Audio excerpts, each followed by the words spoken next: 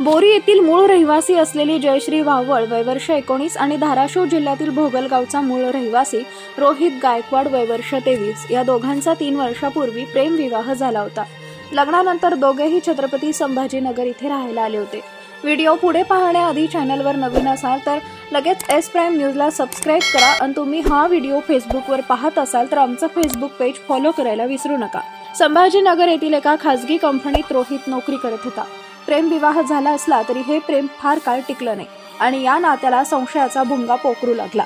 गेल्या काही दिवसांपासून या दोघांमधले वाद प्रचंड वाढले होते, म्हणून जयश्री वाहवळ शालेय शिक्षणासाठी तिच्या आई-वडिलांकडे बोरी येथे राहायला आली होती। जयश्री नेहमीप्रमाणे शाळेत जात असताना पती रोहितने तिला बोरी येथील ग्रामीण रुग्णालयाच्या पाठीमागील रस्त्यावर अडवले।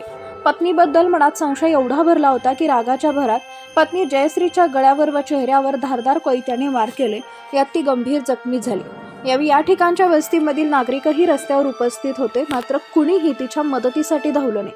उपचारासाठी परभणी येथील रुग्णालयात नेत असताना रस्त्यातच तिचा मृत्यू झाला।